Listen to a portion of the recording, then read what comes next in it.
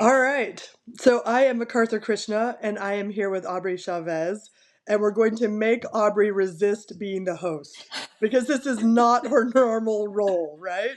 Yes, I'm But I'm we are trying. working on the Heavenly Mother Study Guide that we're examining the Gospel Topics essay and all of its footnotes, and we're digging into the really rich and revolutionary doctrine that is part of the Gospel Topics essay.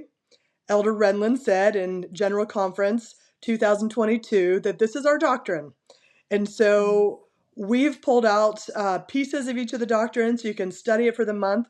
This month's topic is highest aspiration. And that comes from Elder Oak's quote that's the last of the essay where he says, "Our theology begins with heavenly parents. Our highest aspiration is to be like them." And the reason I wanted to talk to Aubrey is because I've so long admired how she and Tim work as partners. And I think they do such an amazing job of modeling being the highest aspiration like our Heavenly Parents. No pressure. Oh, thanks, McArthur. It's not about, it's one thing that, like, it's normal to be the host and asking questions and I'm more comfortable, but also that is my full body, like, personality, most comfortable orientation. Like, teach me. And so this is a really weird thing to be asking or not asking, like, to be in conversation with someone who I feel like your natural way, and I'm sure that this is a lot of work that you've done too, but like your way of being in the world does seem spiritually sovereign to me. Like you are what I am trying to develop. So I want to learn from you. And it's just more, it's a habit and it's just more comfortable to ask. So this is like a meta thing that is happening. We're talking about highest aspiration, and this is real time practice, like stepping into, having wisdom and speaking my own thoughts. And it's super uncomfortable. And I'm just, I have a little note here for myself that reminds me that I can't just ask. So here we are. You can ask the people listening anything you want to. I mean, you're welcome to just pose questions, right? I Oh, imagine a love. characteristic of God. To become godlike, Yeah, someone must have yeah. to have been curious, right? Like Yes, gods are the yes, ultimate learners. yeah. Like It's they had part. to learn a Mhm. lot of stuff to get where they are. So I think you're Yeah. doing great. Like, Thank you're you. on a learning path. Hey, right? Yes, I'm solidly in that part. Yeah. Exactly. So tell me, how do you think you came to be such a learner? Oh wow. I I'm naturally pretty curious. I always have been that way. I think I always ask, like if I think back to when I was little, in school or in Sunday school, I think if there was ever a critique from the adults in those places, it was about like asking too many questions. And I think I don't know, Did questions you feel like tell them my future is a podcast host? Like, do not slight me. You have no idea what's in store here. no, I feel like questions to me feel like energy that has to get out. Now it feels like something that is inside of you that wants to be outside. And I think for a long time, I actually practiced shutting the questions down and trying to find other ways to metabolize that energy. And I think that was really unhealthy, actually. I think it was something that I've had to redevelop and re-accept and sort of dismantle some shame around. So I don't know. I think it was a curiosity, and then it was destructive, and then I think part of faith crisis for me was reclaiming that curiosity and trusting that actually that was goodness all along. And so the podcast has been kind of therapeutic in that way, just practicing saying the questions that felt like I wasn't supposed to ask. And then it was just about experience, that doing that over and over again bore such good fruit that I learned viscerally that curiosity and asking honest questions is good for my soul. And I think it took me a while to get there because it was something I had to experience. It was like not a mind thing. It was a practice and exposure and a body thing to just feel that actually no matter what my whatever, no matter what I'm reading about being careful, or like all these thoughts I had about the danger of getting into territory that could be bad for your testimony or whatever. I think I saw over and over again that just wasn't the case. And so I started to believe it. And that has been such a, it's just borne such good fruit in my life, in every single context of my life. So yeah, that feels like a place where I feel at home. Just recognizing a question, like scanning for that energy that feels a little alive, and then trying to articulate it. And for me, that is a way to move through um, hard things and happy things. It's a way to embody whatever is actually happening. I So, have so many questions based on that answer, but honestly, I want to give you a standing ovation. Bethany's taught me we need to give more standing ovations. Like, I want to stand up and applaud because I oh, can't imagine a world where Aubrey was not curious.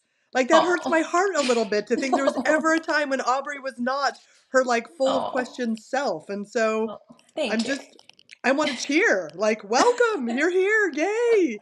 Like, so happy to have you, Yeah. right? Oh, thank you. Yeah. So I want to think about this a little bit because I think it is so obvious. Well, I don't know if it's obvious. I'm thinking now we talk about God being all knowing, right? Hmm. That's one of the definitions of God is to be all knowing. But God, as we believe, didn't start out all knowing, right?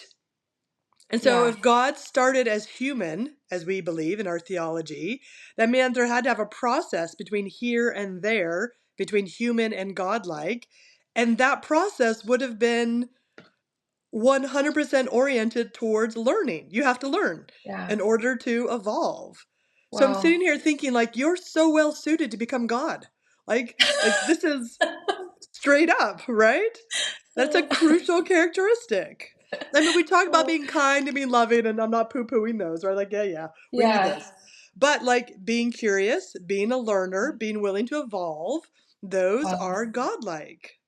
So good That on I you. have never thought about that, McArthur. That is so interesting. Like, if anything, I think I still see it as there's lack, like there's some scarcity here. There's like there's something to be, there's something missing, and so it's sort of a necessity. But I love thinking of curiosity and of learning as just the healthiest part of the process, like something that is innate in the process, not Yeah. because something's wrong, but just because, No. of course. In fact, it's Yeah. necessary.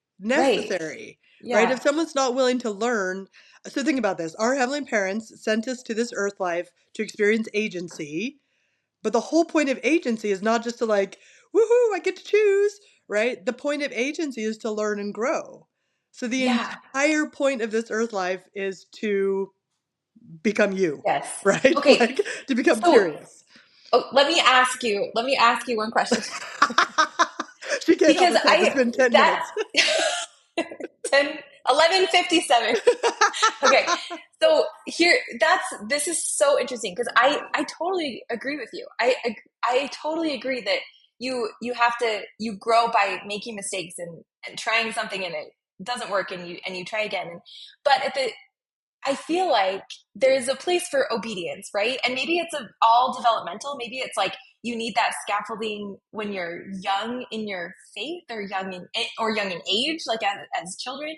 But this is where I feel stuck. Like this is always like the tension that I would notice, like obedience versus agency and experimenting, not flippantly, like not flippantly at all. It's not how I Yeah. mean, but I just mean like sensing something that feels right to you and feeling like you have the spiritual authority to make a decision for yourself Mm-hmm. versus this I don't really understand and deferring to another authority, an outside authority, and trusting and being strictly obedient.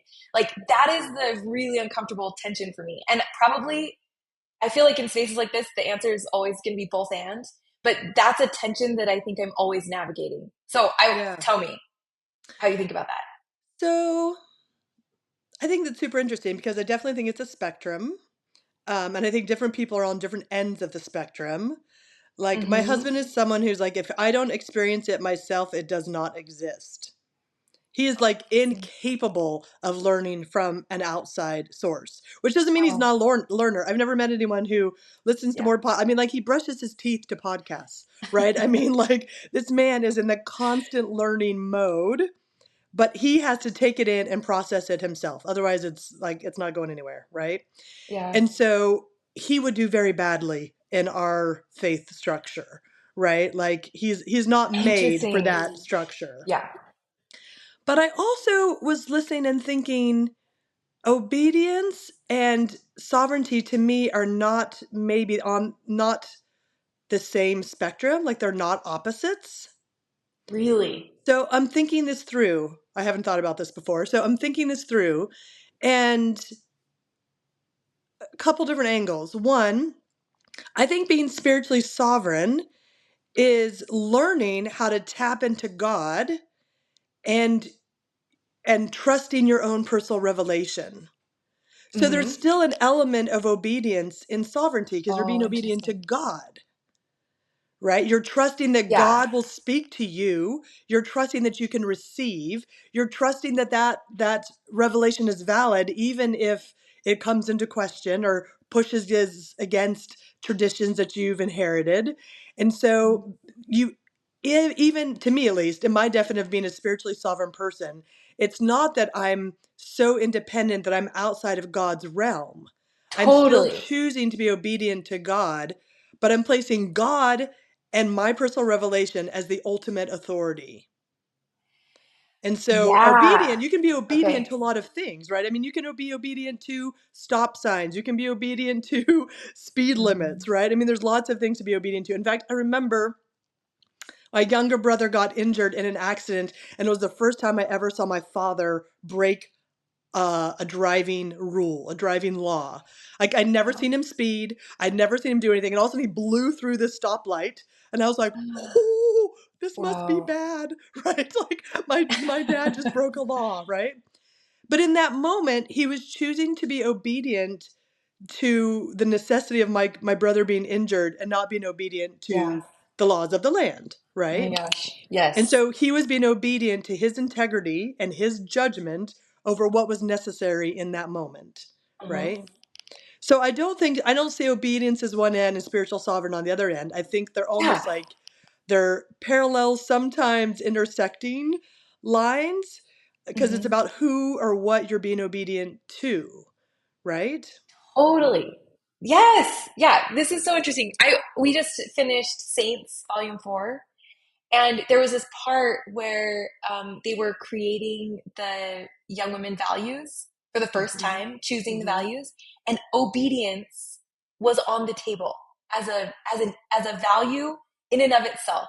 And they eventually decided against it. But I Okay, I was had like, this oh moment like I wow. don't remember that one. No, it was on. It was, but it was maybe. It was like Yeah, obedience was yeah, on the list, and then they changed their mind. But I thought, I think that is the exact. That is my. That's like where I sense some tension, like this idea that obedience in and of itself is a value, and of course, the real question is obedience to what. And so now that it seems obvious now that you're saying it, like of course that's what completely matters. But I think you're naming exactly the thing that has been difficult. It's not about do I want to obey or not. It's about how do you navigate what you're trying to stay congruent to. And yeah, and so yeah, that's uncomfortable because I think the way we talk about obedience a lot of times it doesn't it's not really examining it doesn't examine what you're obedient to. It's really just about like rules. We're talking about it in the yeah, context of rules and standards and so it's easy to sort of like let that be detached and then like the default understanding is sort of that obedience is a value all by itself. Obedience yeah. like that, like a dog. Like we would like dogs to be obedient, period. Like anytime Right, a human speaks, a dog is obedient. And I think that's sort of the way I embraced that concept. And so anytime I felt out of alignment with someone who was asking something of me, it felt like this sort of like moral deficiency. Like I felt guilty. I felt you're guilty. being disobedient. And being disobedient. Yeah. Right, And I right. love this idea that like the premise is broken. Like, Yeah, yes, we choose obedience the to God.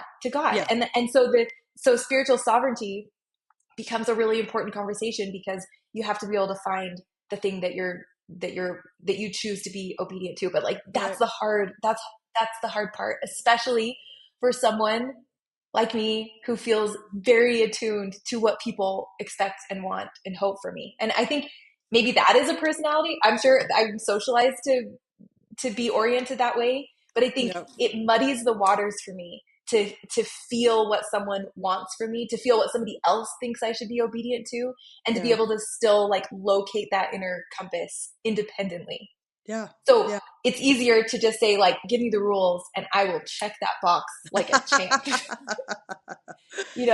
is Yes. ironic. Like, how interesting then that that could actually be spiritually.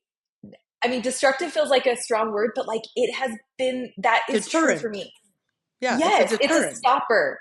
Yeah. It's been enough of a distraction that I can feel like I'm connecting with God when actually it is a full body disconnection because someone else is doing the work. Okay, so now And that's fascinating. Think about that. The checkbox makes you feel like you're connected to God, but you've yeah, so completely disconnected from your own spirit that yes, that you've almost countermanded it. It's counterproductive, yes, yes, right? that's what I'm saying. Yeah. So So how? how do you align your spirit while not checking the box, but like connecting to God? So like that's the ultimate, right? You Yes. align your spirit while connecting to God. That's when you have full bodied, full heart, full being, full souled. I'd call it a soul. You got everything, Yeah. right? You have Yeah. full souled development able to happen. And Okay. very often it is a check. Very often you come back and check that box. You happen to check that box. Like very Right. often that is what you choose. But that exact point is so, so tricky for me. Like it feels very muddy very often to locate if this is something that I feel like is helping me be aligned with what God is asking, or if this is a way to just like placate anxiety and Okay. be So aligned with the here's person in charge. here's a model for you. Ready? Excellent. Yes. So what I love is that we were having a family council in heaven, and then Mm-hmm. our heavenly parents said, "Who's got an idea?" Right? And Jesus comes forward and lays down his idea. And then, as part of that idea, eventually on the cross, he has to say, "Thy will be done." So think about like the sequencing of this, that you first say, our parents didn't say, "Here's the plan, follow it." By Mm-hmm. golly, you're a dog, right? Our heavenly Yeah. parents said, "What's your idea? Yeah. What's your idea?" And then at some point in time, we all have to learn to submit to God's will, right? In the most beautiful, you're going to get abundance back a gazillion times, right? Mm-hmm. But the sequence of that is, what's your idea? You're going to hit some hardship, and then you're going to submit to God's will and have abundance on the other side. Like those Mm-hmm. are the points along that path. And I think we experience that. I mean, the one we're talking about with Jesus is obviously like the most dramatic, but I think we experience the sort of sequence on an almost Mm-hmm. daily basis. Like, what's your Yes. idea of how you're going to handle your child in this moment of frustration, right? Mm-hmm. And then am I going to be able to align my soul to God to get a little bit more patient? And then I'm going to see that good things come, right? Yeah. And I think like that kind of cycle is possible every single day. I have to tell you, ready? Yeah. When I was in college, we Yes. had to pick a gospel topic that we struggled with and write an essay on it in my Book of Mormon class. You know what topic I picked? Yes. Submission, OPD. Oh, submission. Oh, that's even next level. Okay. right? Not what I'm good Yeah. at, right? Yeah. Yeah. And so Thank I goodness. love that each of us have to learn, right? We have to learn Mm-hmm. the Jesus cycle. Yeah. So how do you think about this? Like, what is the point of having spiritual authorities in the church? Like, what's the point of having commandments, standards, prophets, general Oh, conference? Like, how do you okay, how and do this you is, think about that? am I allowed to cut you off after this question? Because I know we're having a nice conversation here, but like, Yes. and we each get to be ourselves, so that's fair, right? I don't want to not have Aubrey be Aubrey in this conversation, but I am going to tease you. Okay. Um, I think there's a range here. So one, I think we have to become spiritually sovereign beings because we're becoming gods. And Yeah. so to become a god, you have to be spiritually sovereign. However, I think our Heavenly Parents in their wisdom have given us so many helps along the way, right? That commandments Mm, and prophets and scriptures are ways to jumpstart ideas, jumpstart good thinking, put us on the right path, right? So when I had yeah. to decide whether or not to marry my husband, I had a really healthy starting point because of scriptures, commandments, prophets, family, tradition, all of those obedience oriented things. I had a really healthy starting point because I knew what mattered Mm, to me. I knew what was important. I knew what I wanted my family to look like and value. I knew the values I had because they'd been put through that process of like, okay, what does this matter to me? What is this? What is this? And I didn't have the exact same values as my family of origin, but I'd been through the process, right? So all of those mm, pieces prepared me for the moment where I had to say my prayers and say, should I marry this person that goes against yeah. my Wow. tradition, commandments, guidance, etc.? And I had this very bold, like, put that spiritual sovereignty to the test moment. But I Mm, think that I would not have come at it from such a healthy place if I didn't have all those other pieces to build on, yeah. right? So I think of them as key foundation. And and I Mm, think people again are kind of at different personality wise, we're all in kind of different places, right? And so some people find assistance in this thing. Some people love the temple, some people love the scriptures, some people love general conference, some people like I would never begrudge someone loving something that gives good fruit in their life, right? And I think it's a matter of sifting through the fruit, right? mhm. And honestly, I think it'll be different for different people, Yeah, right? Like, totally. And that's such an empowering way to think about it. I've had this conversation with my brother a few times because we have such we just we have different personalities. I would like to avoid conflict at all costs. And he's a lot I think he's done a lot of work just, being able to have confrontations in a good spirit. He like hmm he that's not something he doesn't have the aversion that I have. And so it makes sense to me that if the two of us are sitting next to each other watching General Conference, there are messages that will genuinely challenge and resonate with him that would be destructive for me. Like yeah, I don't need the message about being a peacemaker in the way that, like, to me I've heard that, like, choose not to be offended, which means you're good. Just like you don't have to bring it up. Just walk away, deal with your feelings. Like I'm doing something really unhealthy. And of course that we can talk about that I'm sure that that's not the way a message needs to be interpreted, but he could genuinely get something fruitful out of those same exact words because yeah, he's navigating a totally different context. So I like the idea that these authorities and these guidelines can all be something. Sometimes it will be something to push against, and always it's going to put into relief what our soul needs. And yeah, I think that as I've embraced that and stopped looking at it in such a black and white way, that either I'm aligned in the way that I think they want me to be I, aligned, versus just like there's something that broke here and I'm disobedient and bad. Like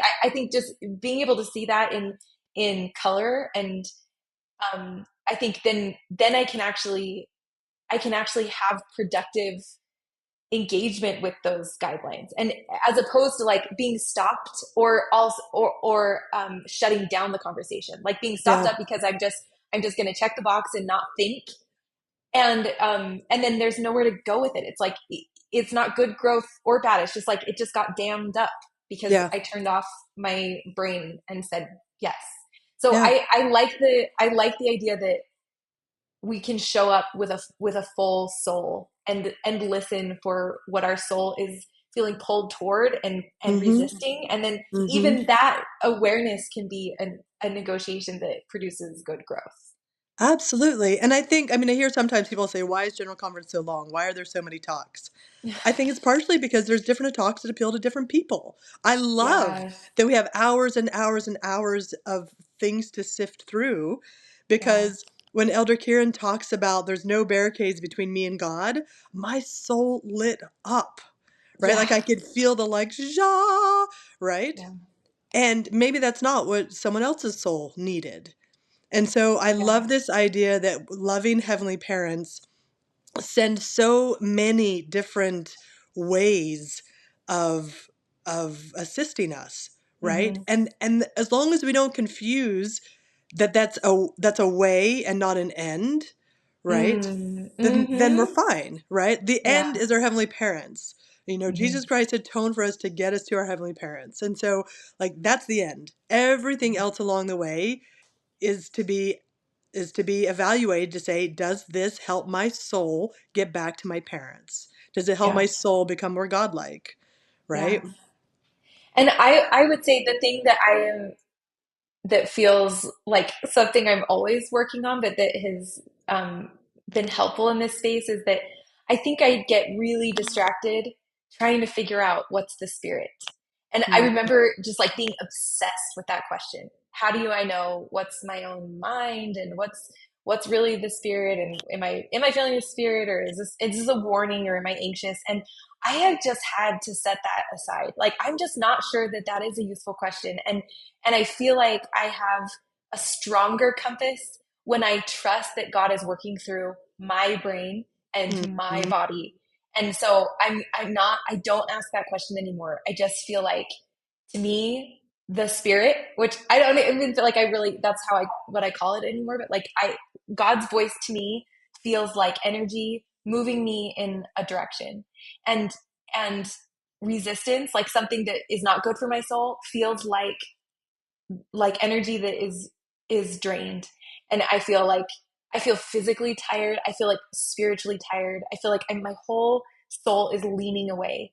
And I don't know, I imagine that that will keep evolving and is kind of fluid, but that has been the most reliable compass for me right now. And I remember having this, I remember it was almost like a conversation with God. It was like a prayer. And just, I remember just saying, you know what, I cannot tell the difference between anxiety and a spiritual warning. So if you're going to warn me, it's going to have to feel different, because I can't tell. I can't feel the difference. So kind of like if you talk to me that way, I'm not gonna hear it. I'm not gonna be able to listen, because it all sounds the same to me. And it's, I'm always, I'm always being steered by anxiety and by this fear that the mm, spirit is moving me in one direction or another. And it's just not useful. And for sure, sometimes it is anxiety and it all feels the same. And I think probably like God was way above that conversation and knows my heart already. But it was sort of just like this, it felt like a clean slate, like a new breath, where I could say, okay, I have given myself permission to let go of that voice of fear. And that's not going to be part of my compass. And God knows, and I know, and I'm going to trust that direction feels different in my body. And that has been a lot more productive for me. And it feels like it's producing the same fruit that I hoped, 100% confidence in the spirit would have produced. If I could somehow be like, oh, my bosom is burning, this is definitely the spirit giving me direction, like it's producing the same result. So what I trust now is like mm, that energized feeling where I feel curious and drawn and I'm moving. And and I just, that's what I'm going to trust right now, because everything else feels convoluted, and it was producing stagnation. It meant that I just didn't move, because I could never know for sure, and everything felt uncertain. And so it felt like tingled and messy and stagnant. And this is moving me. And sometimes it moves me in a direction that I change my mind about. But I'm not sure that the spirit hadn't moved me in that direction in the first place. I just know that it still bore good fruit, because then I learned mhm, and kept moving. So that's kind mhm. of that's what alignment has looked like for me lately. Whether it's listening in general conference, it's the same thing. Like, I heard that talk and I felt so excuse me, I felt so lit up. And that's the feeling of that I'm talking about. It feels like everything inside of me is saying yes. Mm. And the messages that feel like they're scrunching me up and closing me up and pushing me away and making me tired, I just have decided I don't understand it, but that's not for me right now. And I'm okay just not sending more energy there to make it feel good. I'm just gonna let it be. Just let it go. Yeah. And there's maybe someone sitting next to you, as you said, your brother, or a friend, or a mother, or someone Mm-hmm. else who needed that message, right? And so I Yes. think I think thinking we have a one size fits all, one pattern soul is silly.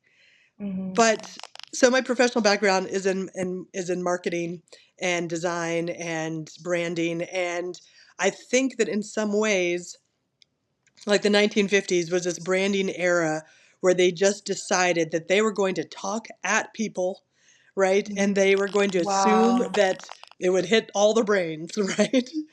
And they didn't have this idea or this understanding. I mean, everything just came to the TV like one box, right? There Mm-hmm. are however many stations at that time, 3 or 4 stations, right? And so now we think about like all of the micro target audiences, all the different ways that people show up in the world that are so different from one another. And that makes so much more sense to me because we Mm-hmm. have different souls. We experience the world in different ways. We have different talents. We have different ways of showing up. And so why would the spirit or God not touch and reach us Mm-hmm. in different ways as well? I mean, that just, to me, Totally. that makes sense, right? Yeah. Yeah. And I love that so much. And I totally believe that for me, this is how I hear God's voice. And I totally buy that for somebody else, it looks wildly different. And that of course God can speak our language. And I Yeah, think I just had to figure out what mine was. And right now, yeah. this is what it looks like. Which is such an amazing thing to teach children, right? To be like, Mm-hmm. okay, so we talk about the spirit can feel like a burning of your bosom, or it can be a still small voice, but could it also be blah blah blah blah blah blah? I mean, like it could Mm-hmm. be a gazillion other ways that you get taught, right? That you get Yeah. reached, you know? It's funny. I always Yeah. talk about how our heavenly parents are infinite. So there's infinite touch points to reach them, right? And so prayer is one touch point, but you can also meditate. You can go for a walk in the woods. You can create something. Like if they're infinite beings, there's infinite ways to touch them. It's never Mm-hmm. occurred to me till right now that we are also infinite beings. So Wow. we as humans are having a finite experience with finite time and a finite vessel, but we are actually also infinite beings. We have infinite souls. We have infinite intelligences. And so, doesn't Yeah. that also mean that God can reach us in infinite ways? Oh, Right? yeah. Never thought about that Yeah. one until you Yeah. Me brought that up. neither. Oh, I love it. And I love the idea that my soul chose this life. Like, I love Mm, the idea that maybe I wanted to grow in this exact particular way, and that these things that feel tender and especially hard might be the exact point that my soul wanted to expand and to become more like God. You know, if that's what we're going, if we're here for wholeness, what about this situation? What about this exact moment in Mormon history? And what about this exact context is providing this growth point for my soul? And then it kind of feels like you get this new lens, like maybe these aren't obstacles to my joy and my growth, but maybe these are just the exact hard things where I'm here on purpose to figure out. And it's like that Rumi line about that the wound is where the light gets in.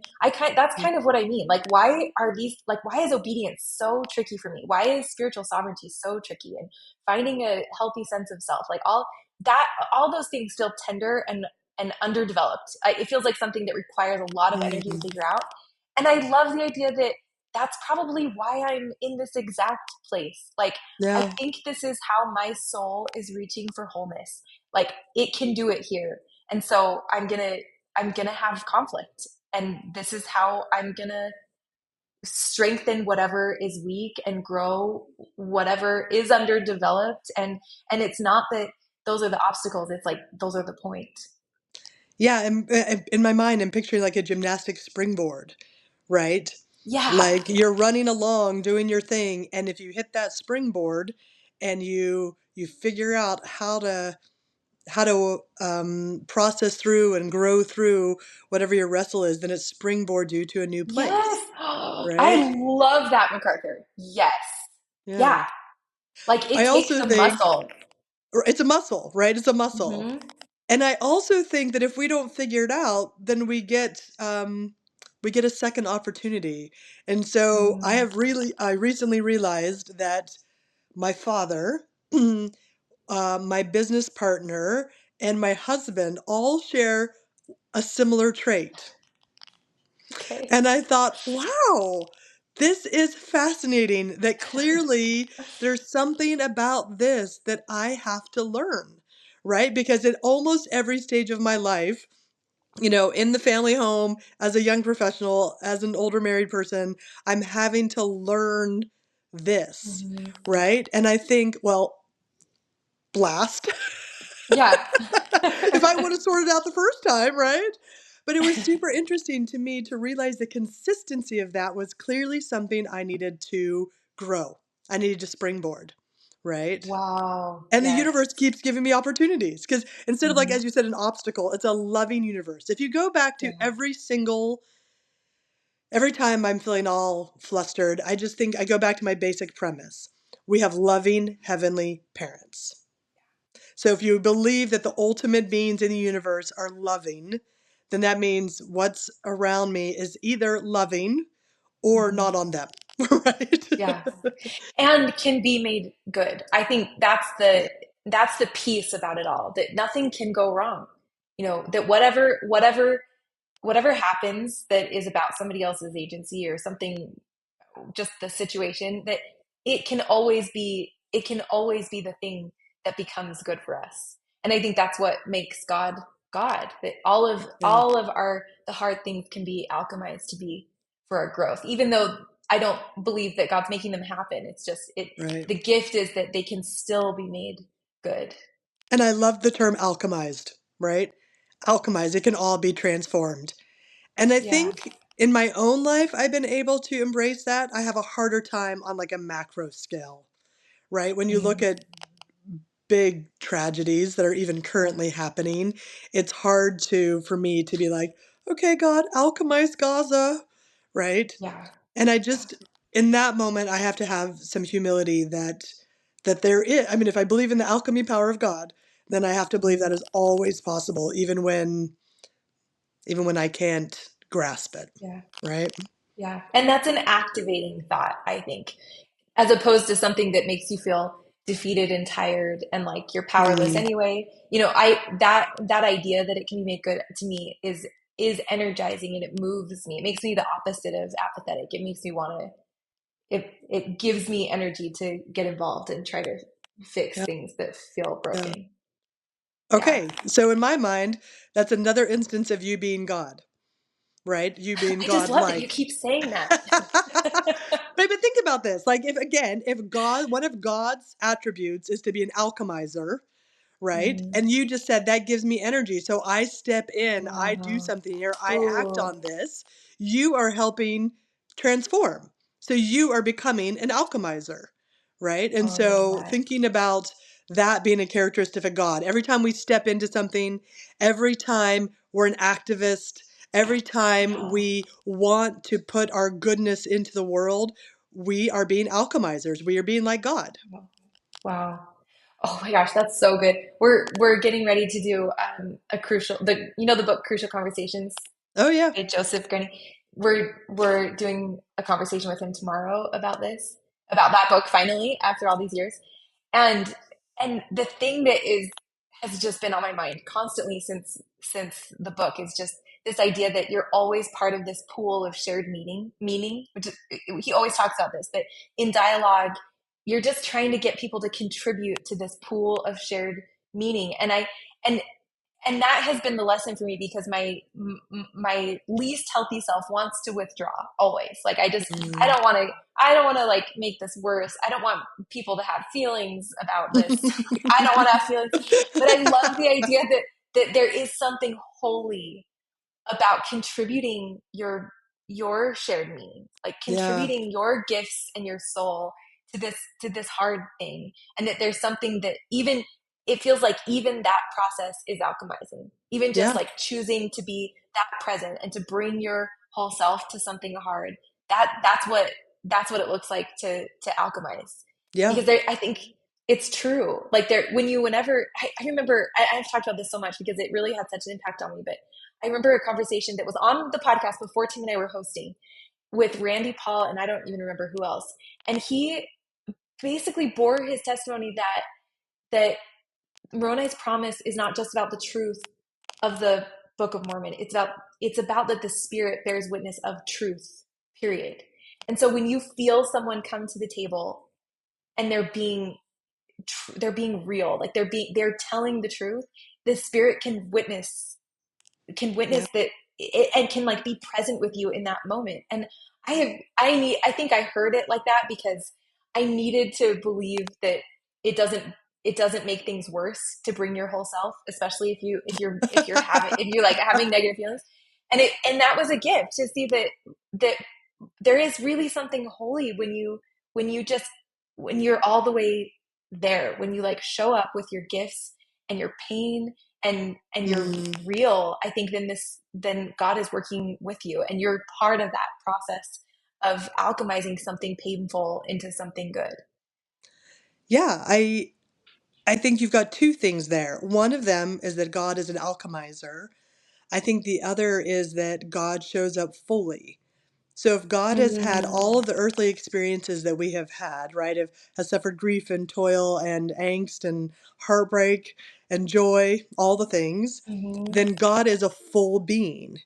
And wisdom comes when you show up as a full being, right? And so I think, again, kind of an attribute of God would be to show up as a full being. Yeah, And the more we practice that, then the more godlike we're being, right? yeah. That's I so think. hard, but I believe that's one of those things that I have to re-experiment I still feel like so much fear about that, about just bringing hard things because they're true, like bringing those to the table because it always feels like logically it just feels so sure. I feel so sure that it will make everything worse. And I love the idea that there is something godlike about being true in that way, Hmm. and that maybe that can be that's the reason all by itself, not that there's some end that you're working toward and this is this systematic approach to solving conflict, but just like there's something holy about Yeah. honoring what is happening for you. And I have to say, one of the best pieces of advice my mom ever gave me when I was Mm, trying to decide who to marry and what to do, and people were asking, and I'm saying my prayers, and I don't know what to do, and all the things, right? And she mm. said, you need to be with someone who can celebrate, not just manage, who can celebrate your Wow. full self. And I'm a lot. And so like that was no small injunction, right? Oh, And so to yeah. have my mom say, not just someone who can kind of keep a lid on it or can kind of, Mhm. handle it, but like someone who sees you in your full, powerful glory. Yeah. Um, she maybe have underestimated the perimenopausal rage stage as far as like bringing the full self, right? That we didn't talk about that Let's do part, a podcast episode about that. right? Let's talk. But I think that concept again of like celebrating full selves is really, really important. That's godlike, right? To show up as our full beings, and that's where divinity is, right? Mhm. Though I also love there's this great quote where it says, when you're shining your light, it lets other people shine too, unless your light is only casting shadows. And so, like, trying Ooh, to figure out wow. when light would cast shadows and when light would Mhm. enable other light is for me been an important Mhm. kind of like measuring stick, right? Like, That is how do I beautiful. evaluate that? I think Yeah. I think though when your orientation is that there is deep goodness in your whole self, I think that sort of turns the temperature down a little bit. And usually our shadow, the things that cast the most shadows are from this false self. Like Hmm. it's like our most activated, at least in my experience. I feel like when I'm the most activated and disconnected, I do the most harm. And if my orientation is this trust that pain is valid and I have this sort of like deep acceptance of it, it's easier for me to mine for the truest real feeling. Yeah. And that's underneath the stuff that usually does the most harm. Like I Yeah. might feel extreme defensiveness and do something that's going to cast a lot of shadows, and Yep. but what's really under there is like this deep, deep pain, like Mm, sadness or insecurity or fear. And I think when I feel I think when I have this orientation that it's that even that is good, like that I can mm, love that part and nourish that part, it's easier to find it. And I think that's less painful in a conversation. I think in fact, it can be so connecting hmm. when I can find it and express it in safe places. That's such a connecting experience. And when it's surface level and I'm trying not to feel it, I do a lot of damage. Yeah, yeah. And I think that's partially because we all have God's light in us, right? So if we're being true to that, Mm, if we're being true to our truest selves, that's divine, right? yeah. So here's a And it might question be for a you. gift. Yeah. Yeah, I just No, love go that. ahead. Like maybe also it's a gift. I've been doing all this. I've been excited about Enneagram lately Mm-hmm. because I've always thought I was a two, and I think I've been mistyped. I've Oh, mistyped myself my whole life, and I'm a six. I'm definitely a six, interesting. and I'm having like an identity crisis. But the sixes are in this like fear state a lot of time, and I could only see that was harmful. Like it felt like a weakness that like I just cannot run away from. And I'm learning that actually part of the fear is also this insight that isn't available to everyone. And like I can see how there's something there really is, like it's a gift from God that I have this perspective, which is that I can genuinely see the way something could do harm. And that's like a reality that is with me. And so I think that's an easier negotiation. Like where is the gift in this pain? And is there something godlike in this thing that feels very alive in me? And I think when I'm always pushing it away, then of course it's always coming back because I haven't seen I haven't seen the gift in it. I haven't seen the genuine gift that God has given me to see the pain in the room. And I'm finding that when I can just embrace that completely, I have a lot more clarity, and then there's just less harm all around. That's incredible. That's a real gift. So here's my question for you. Okay. When we talk about becoming godlike, our highest aspiration is to be like them. Somehow it feels in that language that it's far off, right? And yes, perfection is Yeah. far off, right? Yeah. But instead of thinking of it in terms that are like way out ahead of us down there, which I think is maybe less productive, everything you've been talking Mm-hmm. about is how becoming godlike is now. Becoming godlike is Wow. processing now, thinking through now, acknowledging our gifts now, wrestling now. Wow. So my question is, as far as highest aspiration, becoming godlike, how do you see becoming godlike, that idea functioning in yourself, in the world, in the people you love? Mm. Like, how is that functioning now? That's such an interesting question. I think when I imagine something so far, far away, it's sort of a way of not having to do a hard thing. It's almost just like a relief to just say someday, and it's a way I'm sort of getting out of the work of the moment. And so I think when I hear highest aspiration is to be like them, when I'm doing that in a really present way, then it gives me clarity about whatever is right in front of me. And I can't imagine a better way to get to the long-term goal anyway. But that's a heavier and um, and more clarifying question if I'm actually having an interaction with one of my kids that feels like it's bringing out the very worst in myself. Like when I'm having that experience, I think I want to just say, yeah, like everything's hard and someday I'll figure this out. And and this idea that we're practicing being like them, it just gives me a lot more clarity for what to do in this exact moment. Like what does what does actual infinite love look like in this really hard interaction where it feels like it's an exception. It feels like this moment is an exception to infinite love because there's something super hard about it and I don't feel qualified and I don't know what to do. And and so I like having it present in my mind because it puts into focus the only thing that matters, which is love. And Mm. I think it gets so complicated when that's moved far away. Then I'm thinking about the books I've read and the thing that happened yesterday and blood sugar, and like I just everything gets so complicated. And I like having this present. I like having this present goal to embody a kind of love that is genuinely just overwhelming and unconditional.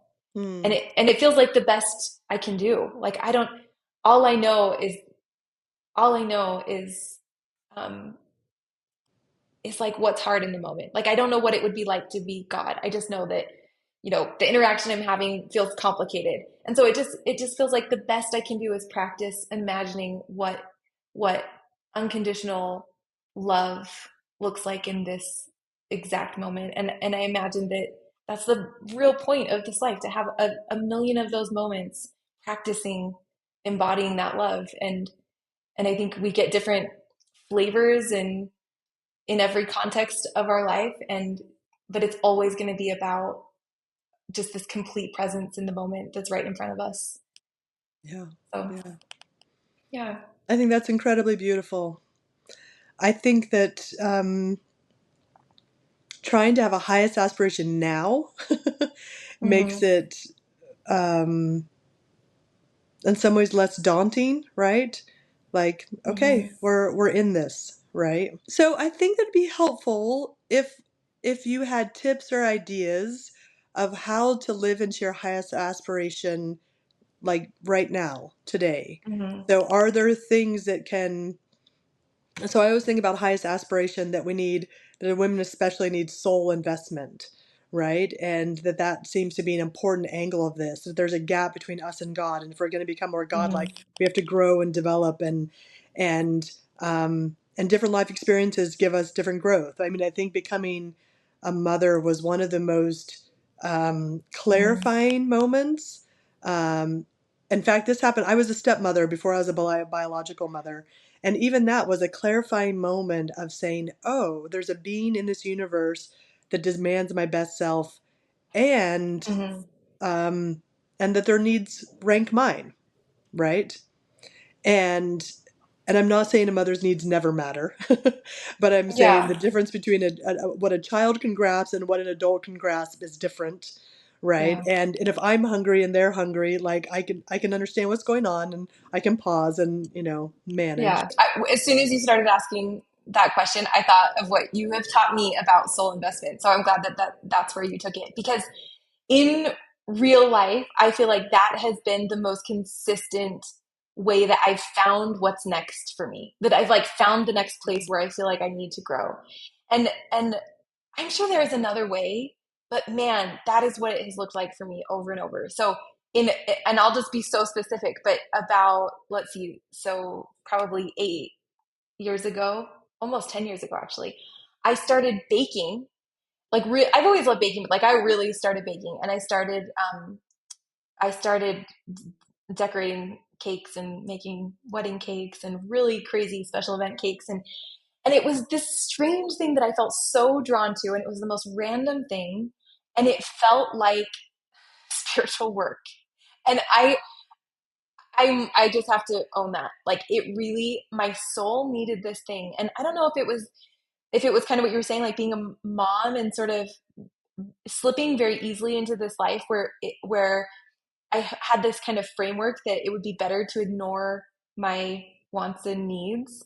And we had almost 4 little kids, and that was becoming sort of a habit, and I could feel my soul just like trying to break out. And for me it felt like I needed space to just spread out and be really creative.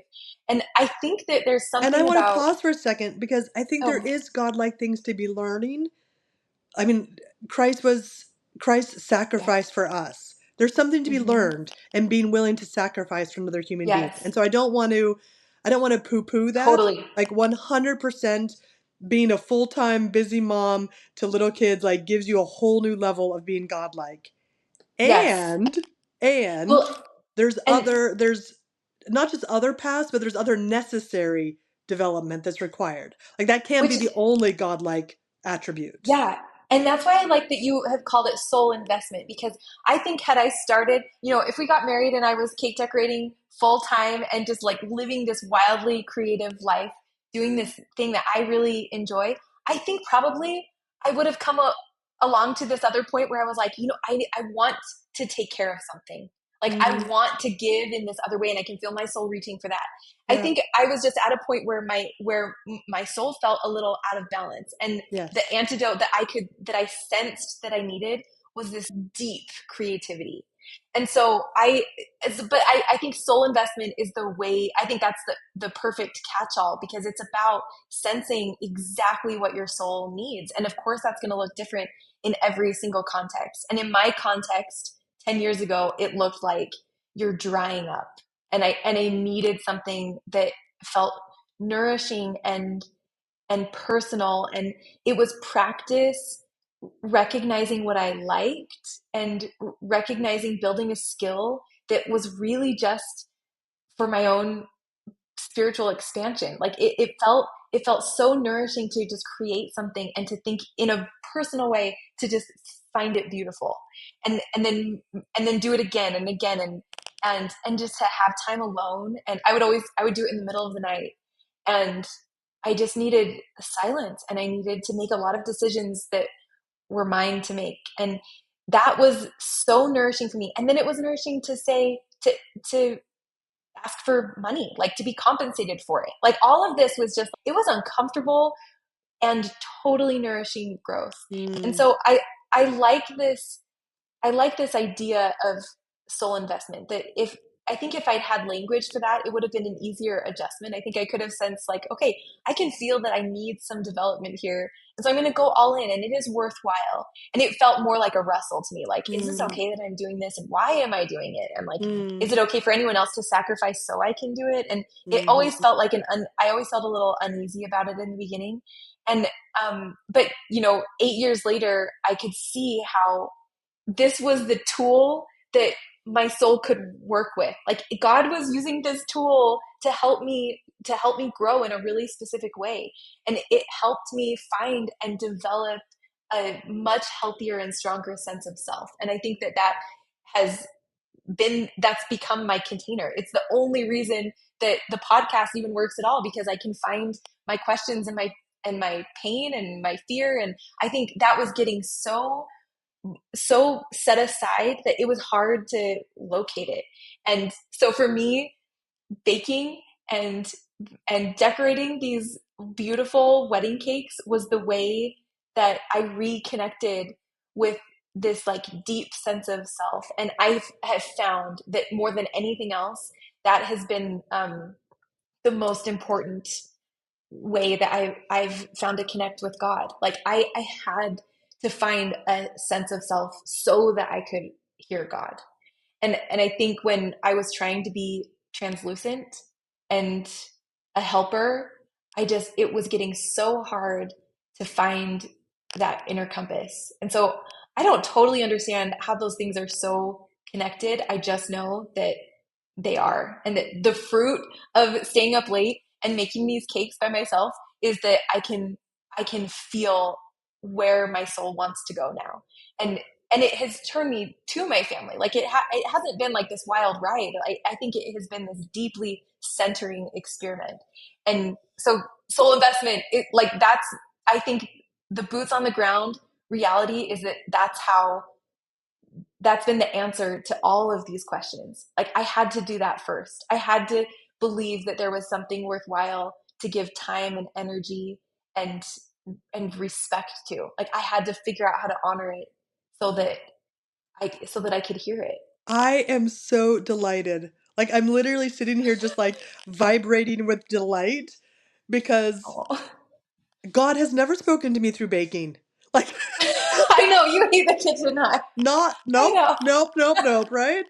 But that's exactly what we were talking about. The human soul is also infinite, right? And so if the human Yeah, soul is infinite, this is how God was able to expand your soul.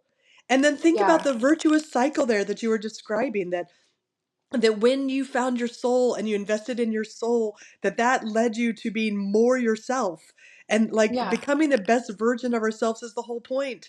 And it gave you more for Yes. your family. There was more happy Yes. There was Aubrey to more give to the bandwidth. family. And there's more Yes. to, I mean, like it took you to even better place. I mean, just like Yes. so many Yeah. gorgeous, like abundance. That is just abundance, Yeah. Yes. right? And I think, and I love that, one of the few things we know about God is that they create, and so maybe it's not baking, but I think there is genuinely something about that particular thing, like a Mm-hmm. way to be creative. And I think it could look so many different ways. We might not even recognize it as creativity, but there's something about the kind of stretching and reaching that we have to do in Yeah. creativity that sensitizes us to God's voice. That reaching, that like feeling for what I think would work feels so similar to feeling for the energy that is directing me. And so I don't know, there's something special and especially God like I think about practicing creativity however we prefer it. I Yeah. think that by itself is a spiritual tool. So I'm going to tell you a story my mom just told me this morning, like 10 minutes before I Oh, got oh on no to way. this with you about Okay. creativity. So clearly, my Oh. mom, we call her the big guns. She's like the most inspired human being I've ever met.